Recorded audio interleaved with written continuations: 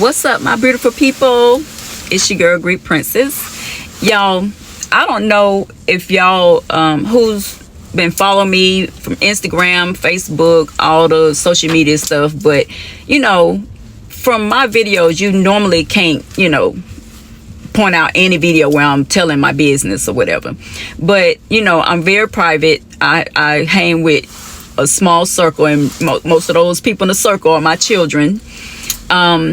But yeah, I keep my private life private. You know what I'm saying? I try to not to get on here venting about stuff or letting people know my business.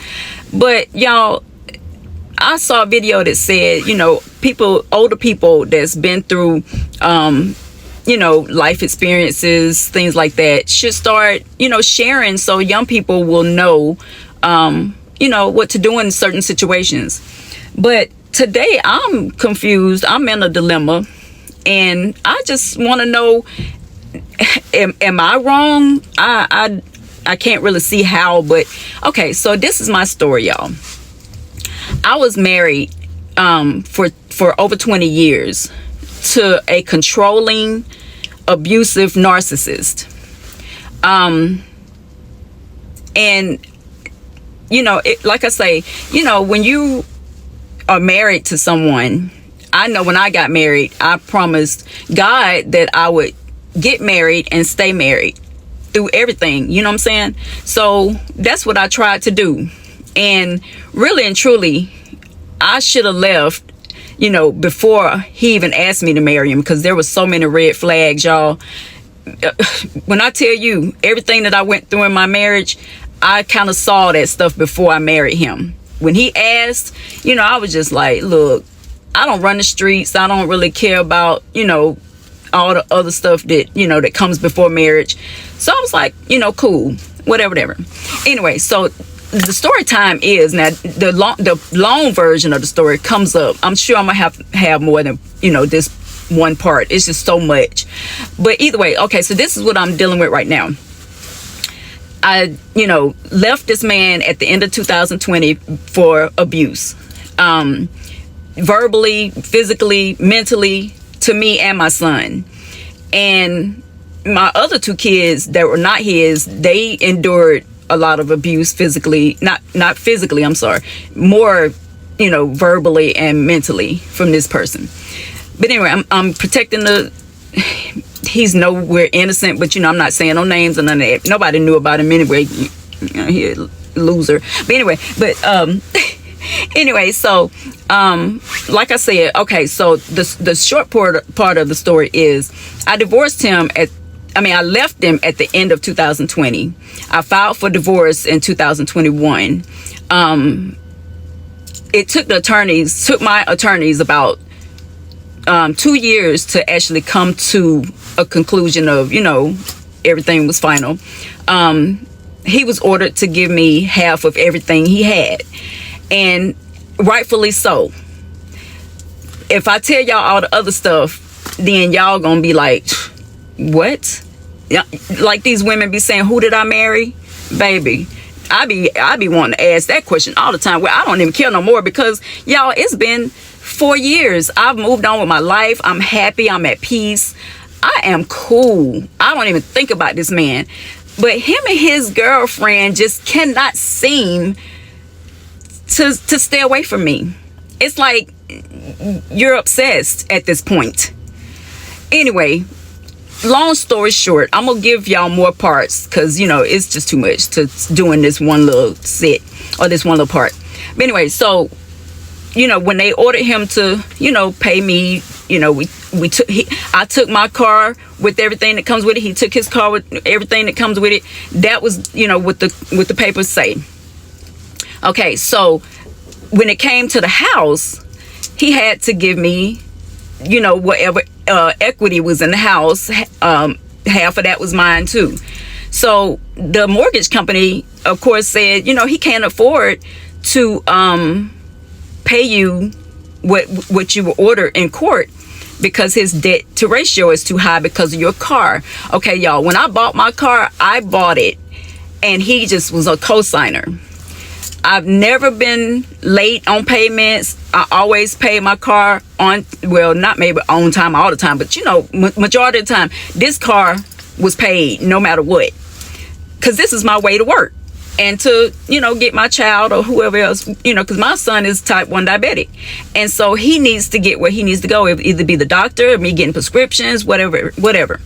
Anyway, so after they, said, everything is over, the company said he needs to pay off the car because he was a co-signer, but they end up putting the car in his name because when I tried to refinance, because my payments was $1,000, and I was like, look, I need something a little bit cheaper. Anyway, so they put the car solely in his name to make the payments cheaper because my credit score had went down a little bit from the time I bought the car. But anyway, so babe, I'm not thinking about getting divorced and that stuff, so I didn't worry about him being the only person on my car.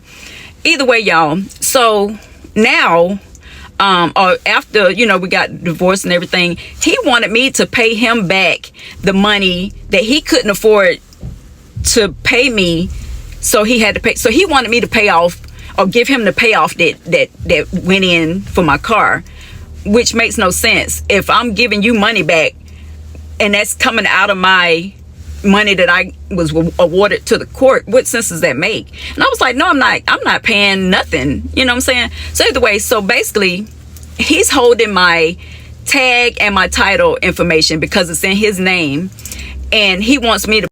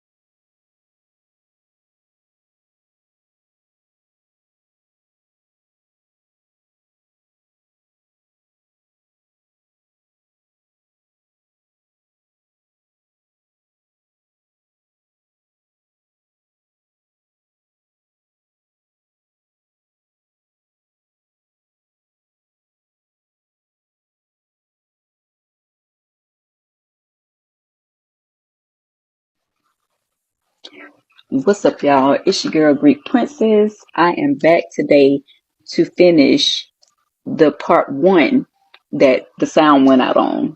Y'all, the devil is working real hard to make sure that I don't get this information out there, but it ain't gonna happen either way. I think I was on the part of saying, talking about the mortgage company asking me did I want him to pay off my car? And I was like, no, don't do that. I'm cool with making my payments. And they was like, he can't afford to pay you, what's owed, on the house because of the debt to ratio. So he would need to pay off your car in order to pay you what he owes you for the house. And he was like, so, if he does that, then we could just deduct what's paid off on the car from your money from court. And I was like, what? I was like, oh, absolutely not. That won't be happening. I'm like, what the court said I'm getting out the house, that's what I'm getting. How you gonna try to deduct money from my money for what? Like, he's paying what he owes. So he had to do that. I didn't ask him to pay for my car. I was cool with making my car payments. I'm like, y'all are tripping. Anyway, so he said, I'm gonna go back to talk to him and, see what he says, whatever. So, in the meantime, I was just like, well, I'm still gonna keep paying on my car. I'm not gonna worry about what they doing. You know what I'm saying? As long as I get my money from the house, I ain't worried about none of the other stuff. Anyway, so, when my payment was due, I went on the app and tried to make my payment. And it said the password had been changed. And I'm like, I didn't change it. What is going on? So I called so I called the finance company and I asked them, is my car paid off? And they was like, no. And I said, okay, well, I need to make a payment. And I said, for some reason, I couldn't make it on the app because it said the password had been changed. And she was like, okay, well, I'll take your payment over the phone. Made my payment, which somebody still owe me $700 because my car payment was $700, and I made that $700 payment. And I know if he paid the car off, then they sent that check back to him because they didn't send it to me. So you stole $700 either way.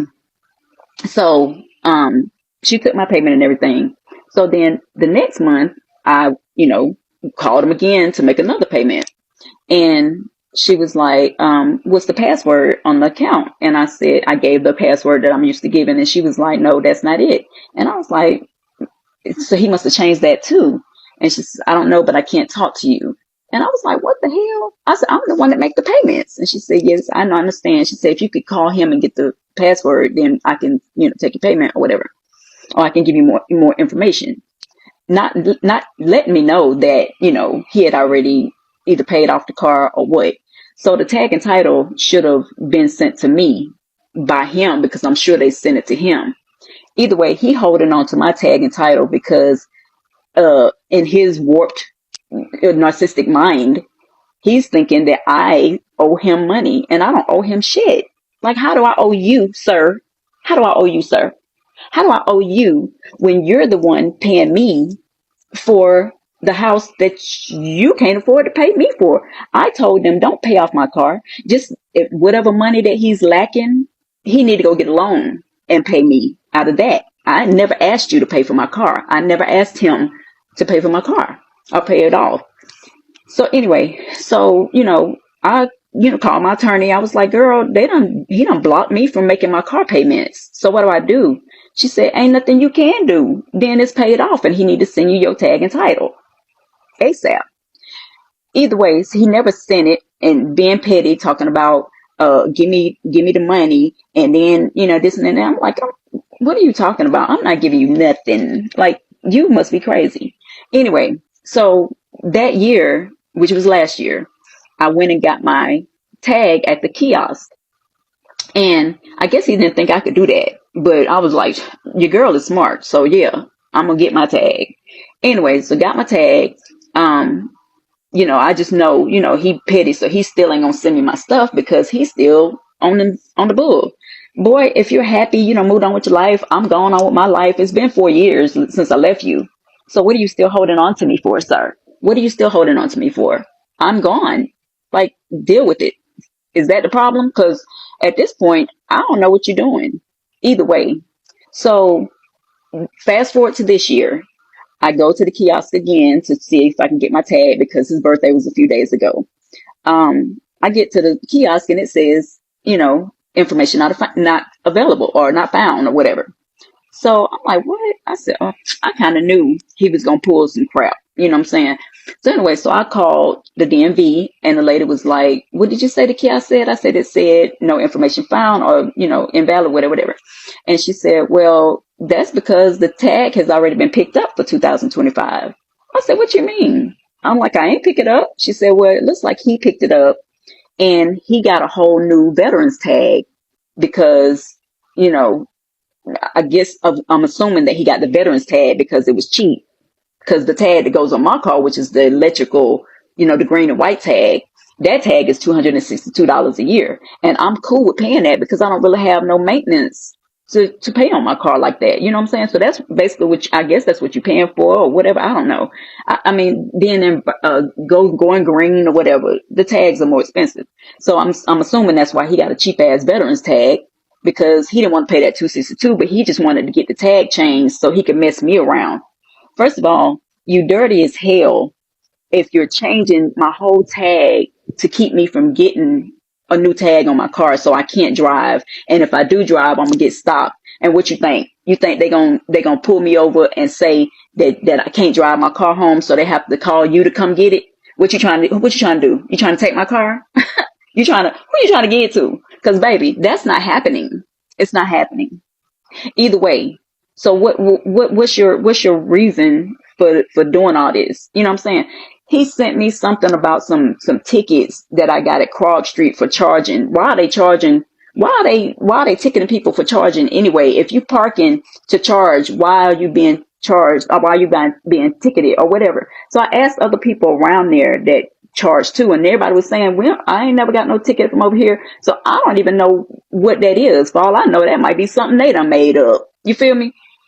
Either way, I'm not paying for anything. First of all, you're sending me tickets. If that's the reason why you got the tag, first of all, if you wasn't holding my tag and title, none of the tickets or anything dealing with my car would be coming to you. Don't that make sense? Like, give me my shit. Like, stop playing and give me my shit. Either way, like I said, he holding my title, holding my tag, now done got a whole new tag. And I'm like, I don't know what you're trying to do, but it's not going to work. And that's what the devil do. They over there trying to think of all kind of shit to get back at me, but y'all are the ones that did the dirt.